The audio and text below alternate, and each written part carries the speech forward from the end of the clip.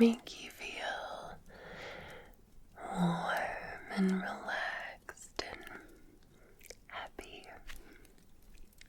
I am well equipped today with this. This is a freshly brewed mug of hot tea. It's just Tetley's tea with a little bit of milk, and I've added honey to it because I unfortunately came down with a kind of cold flu from Friday evening.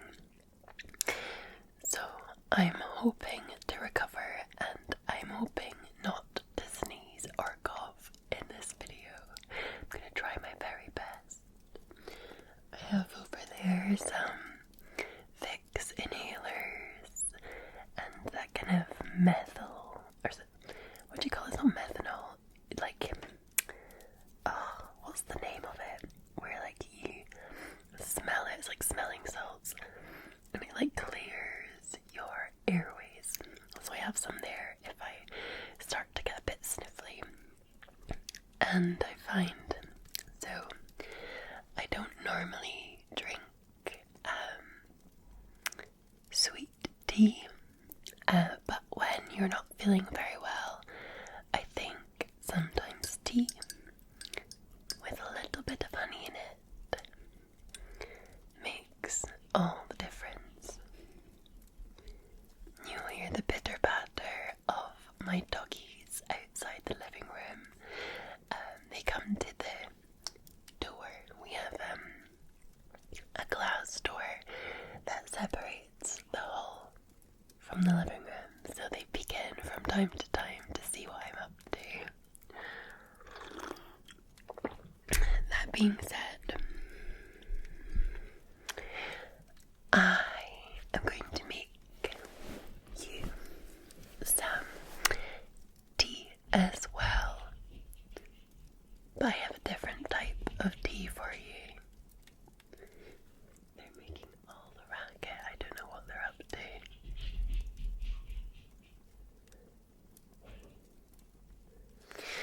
Sorry about that. I just had to go and sort my dogs out. They were chasing a blue bottle that had managed to make its way into the house. So I popped them into the garden. It's nice and sunny outside, so they'll have fun. I threw out biscuits, so I often will get little biscuits and throw them onto the grass, and then they have to smell them out. So I've done that. So they should be entertained for a little while longer. Anyway, your tea. So, I'm gonna pop some of these things here. So today I have selected my favorite sleep tea for you. So this tea is one I have almost every evening before bed. It's the Twinings Sleep Tea. It's like a super blend. It is spiced apple and vanilla with chamomile and passion flowers. I love it. It kind of tastes to me like apple pie. It's really comforting. I think it's so nice. So I'll just read a little bit. You know what I so why is this good for you? So passion flowers are enjoyed for their beauty as they are exotic looking plants with bright purple flowers. They are widely grown and traditionally used to support normal sleep. Then we've got vanilla. So vanilla is a widely used flavour that comes from little pods containing tiny black seeds. The flavour is smooth and sweet. And then we have chamomile. Chamomile is a pretty daisy-like flower which creates a delicate golden infusion with a slightly sweet floral taste. A perfect smooth tasting flavour to help you wind down at the end of a long day. So it tastes like it's deliciously smooth and serene blend. The apple and vanilla flavourings and the chamomile bring a touch of comforting sweetness with a dash of cinnamon reminiscent of apple pie and vanilla ice cream. For sure that is what it tastes like. And I love cinnamon, especially this time of year as we kind of move into autumn and then into winter.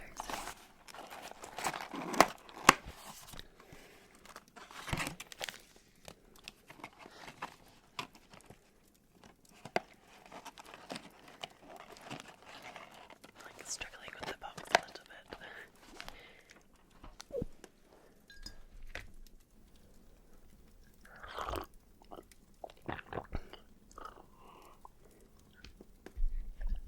Okay, I needed a little drink of my tea there because I thought I was going to cough. So,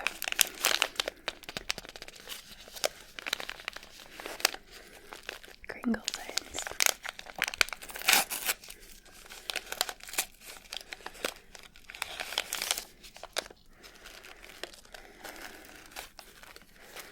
We're just going to plop it in this glass. I like to tie it around the handle. I'll show you what I mean. So that it doesn't slip like that. Okay. Let's see if I can do this in this position. So we have this.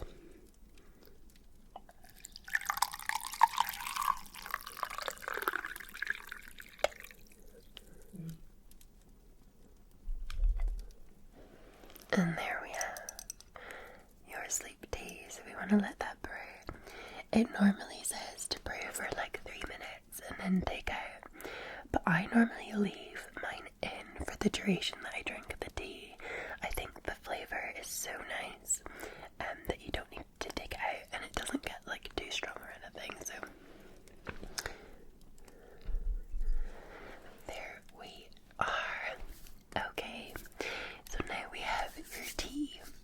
I'm going to light a little candle for you. So this is a new one of mine and it smells so heavenly. It was kindly gifted to me. I feel like I'm gonna get more. It's amazing. So it says Hello Autumn on it. And it's just white, but it has these little see-through leaves on it. So when you light it, it glows orange. And these little like leaves light up. It's a very beautiful, beautiful candle.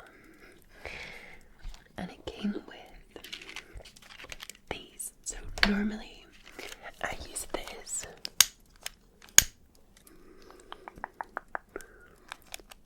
But maybe use these. So it says light for spark of joy. So this candle is from Kindred Fires. They're like a little white. Let's see. Oh, it lit up very well.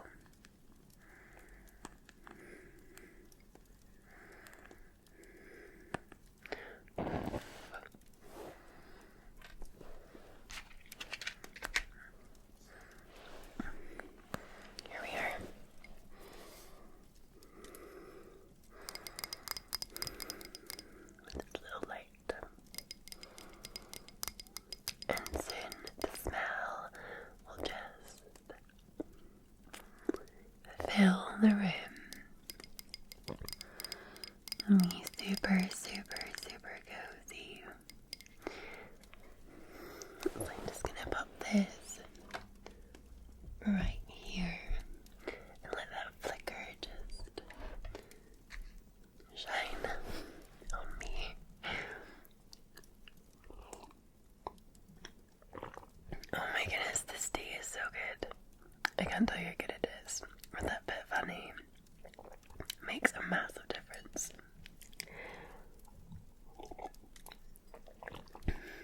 I wanted to show you a couple of other things as well before we move on. So, I love to decorate my home with like seasonal things. So on this table beside me is like the living room coffee table. I have some pumpkins. Now if you watch my ASMR Hush channel, you will have seen these the other week. This is what I have in the living room, so a velvety pumpkin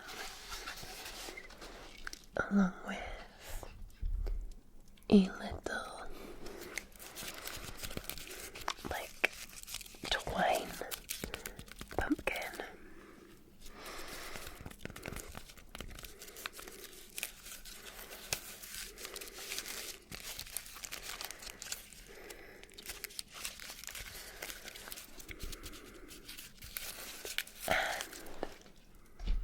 To finish the pumpkin collection off, we have this one.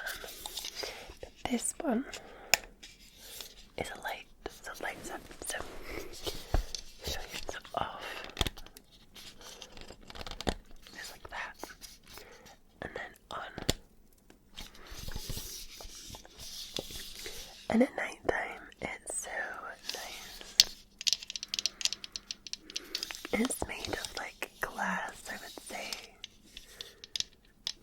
with lights in it.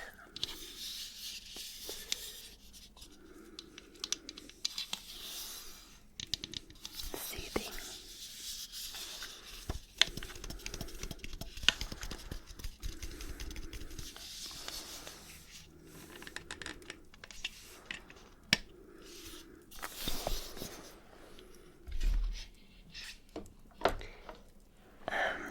And I also wanted to show you, I picked up a couple little things when I was in London at the end of last week. So, have you ever been to this store, Fortnum and Mason's in London? They do lots of amazing like biscuits and teas and all that. But they have a Christmas shop. So I bought 2 Christmas decorations that I'm in love with. I wanted to show you. So this is a little tea set. And you've got the tea in the middle. And you've got 2 cups of tea. And then you have classic sandwiches that looks like carnation chicken and 2 little like scones, I think that is, with jam and clotted cream. How cute is that? You see this little spout. So, yes, I bought this one. I just thought it was so unique, and I love collecting different Christmas decorations. But I've been so bad at doing it this year. I normally like to collect them when I go traveling and visit places, and I've been so many places this year and I've forgotten to buy anything from anywhere, so I thought I'd get that one. And then they had some fruit, and I don't know what it was, but I just loved the lemon. I love lemons. I love the colour yellow. It reminds me of Sicily, and I have been to Sicily before. And it's a beautiful, beautiful place. And I was like, I just really want like a Sicilian lemon for my Christmas tree. So why not? So, the lemon and the tea set. Which one is your favorite? The lemon or the tea set? I feel like most people are going to choose the tea set. I'll put them back in there. And I'll put them beside some other Christmas decorations. I'm hoping, I was looking for a couple of little things to do on Sundays, and there's like a place in Scotland called Calendar that's really nice, and they've apparently got a Christmas shop, so I might go across one weekend soon with the dogs, because there's like a really nice big walk you can do with the dogs, and there's loads of little like cafes and places like that, so I might go there and then get some more Christmas decorations. I quite like some more glass.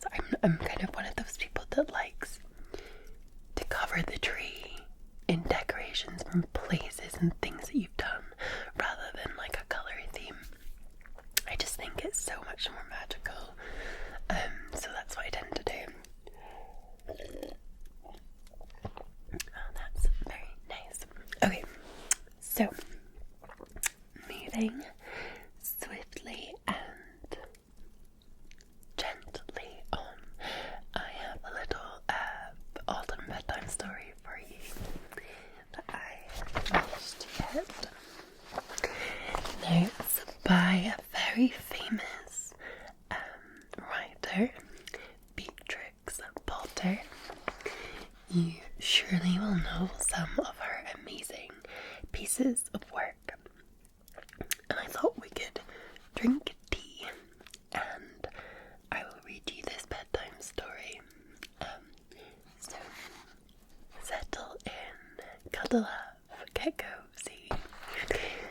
It's called The Tale of Squirrel Nutkin. Okay. Are you ready? This is a tale about a tail. A tail that belonged to a little red squirrel, and his name was Nutkin. He had a brother called Twinkleberry, and a great many cousins. They lived in a wood at the edge of a lake. In the middle of the lake there is an island covered with trees and nut bushes, and amongst those trees stands a hollow oak tree, which is the house of an owl, who is called Old Brown. One autumn, when the nuts were ripe, and the leaves on the hazel bushes were golden and green, Nutkin and Twinkleberry and all the other little squirrels came out of the wood and down to the edge of the lake. They had made little rafts out of twigs, and they paddled away over the water to Owl Island to gather some nuts. Each squirrel had a little sack and a large oar, and spread out his tail for a snail. They also took with them an offering of 3 fat mice as a present for Old Brown, and put them down upon his doorstep. Then Twinkleberry and the other little squirrels each made a low bow and said politely, "Old Mr. Brown, will you favour us with permission to gather nuts upon your island?" But Nutkin was excessively impertinent in his manners. He bobbed up and down like a little red cherry, singing, riddle me, rot, tot, tot, tot, a little wee man in a red, red coat, a staff in his hand and a stone in his throat. If you'll tell me this riddle, I'll give you a groat. Now this riddle is as old as the hills. Mr. Brown paid no attention whatever to Nutkin. He shut his eyes obstinately and went to sleep. The squirrels filled their little sacks with nuts and sailed away home in the evening.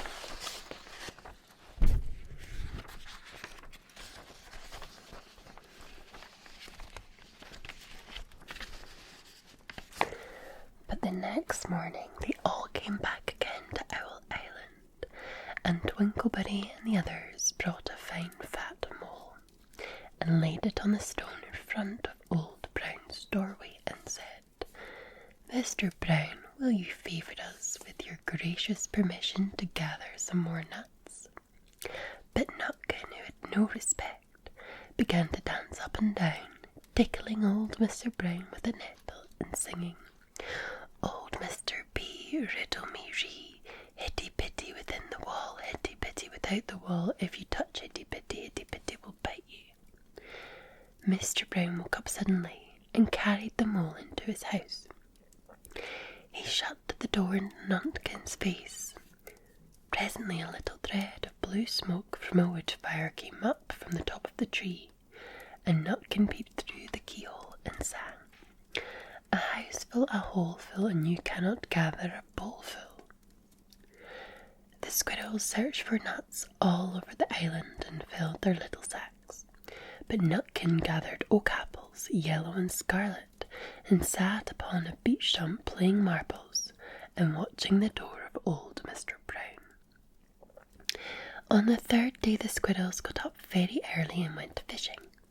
They caught 7 fat minnows as a present for Old Brown. They paddled over the lake and landed under a crooked chestnut tree on Owl Island. Twinkleberry and 6 other little squirrels each carried a fat minnow, but Nutkin, who had no nice manners, brought no present at all. He ran in front, singing, "The man in the wilderness said to me, how many strawberries grow in the sea. I answered him as I thought good, as many red herrings as grow in the wood."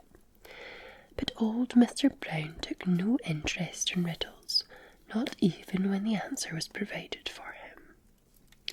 On the 4th day, the squirrels brought a present of 6 fat beetles, which were as good as plums in plum pudding for old Mr. Brown.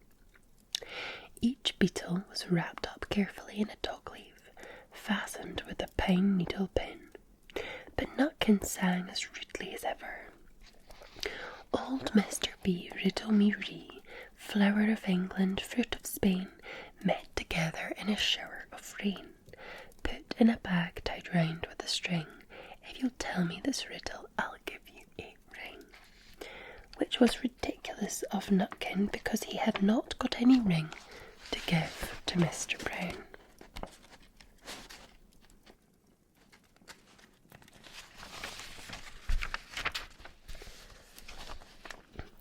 The other squirrels hunted up and down the nut bushes, but Nutkin gathered robin's pincushions off a briar bush and stuck them full of pine needle pins. On the 5th day the squirrels brought a present of wild honey. It was so sweet and sticky that they licked their fingers as they put it down upon the stone. They had stolen it out of a bumblebee's nest on the tippity top of the hill. But Nutkin skipped up and down singing, "Hum-a-bum, buzz, buzz, hum-a-bum, buzz, buzz. As I went over Tippletown, I met a flock of bonny swine, some yellow nacked, some yellow backed. They were the very bonniest swine that e'er went over Tippletown." Old Mr. Brown turned up his eyes in disgust at the impertinence of Nutkin, but he ate up the honey.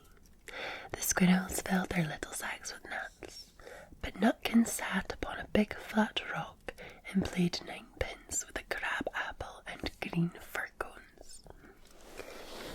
On the 6th day, which was Saturday, the squirrels came again for the last time. They brought a new laid egg and a little rush basket as a last parting present for Old Brown.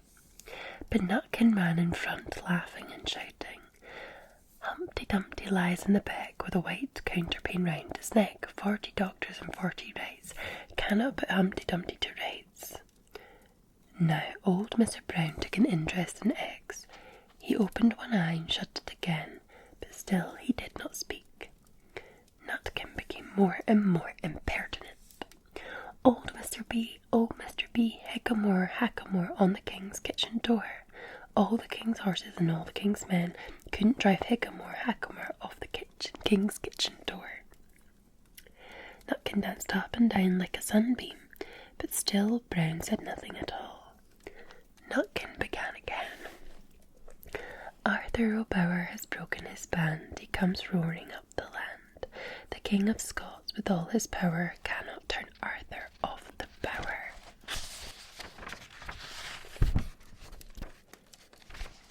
Nutkin made a whirring noise to sound like the wind, and he took a running jump right onto the head of Old Brown. Then all at once there was a flutterment and scufflement and a loud squeak. The other squirrels scattered away into the bushes. When they came back very cautiously, peeping round the tree, there was Old Brown sitting on his doorstep quite still with his eyes closed, as if nothing had happened. But Nutkin was in his waistcoat pocket. This looks like the end of the story, but it isn't. Old Brown carried Nutkin into his house and held him up by the tail, intending to skin him. But Nutkin pulled so very hard that his tail broke in two, and he dashed up the staircase and escaped out of the attic window. And to this day, if you meet Nutkin up a tree and ask him a riddle, he will throw sticks at you and stamp his feet and scold and shout, "Cuck-cuck-cuck-cuck-cuck-cuck." The end. Sometimes some of these stories are very, very bizarre. I hope you enjoyed that. I was trying to find like one about autumn. I'm going to see if I can order some books that do like short bedtime stories, or maybe I'll make one up. I'm forever talking about making up stories and I never find the time. But perhaps the time will come with autumn and winter, and the shorter days and the longer nights. Oh dear. This is honestly, I've almost drank the full cup of tea. I hope you're enjoying your wonderful sleep tea.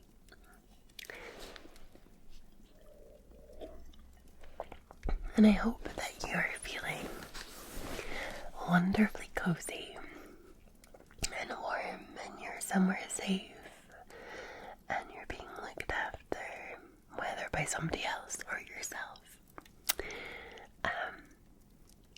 And I hope that you are having a great autumn, because you're amazing and you deserve everything in the world. But most importantly, you deserve a really good night's sleep, I think. And I'm sure you probably agree with me too. So, with that, I'm going to say good night, sweet dreams. Have a wonderful sleep. I hope to see you here again very, very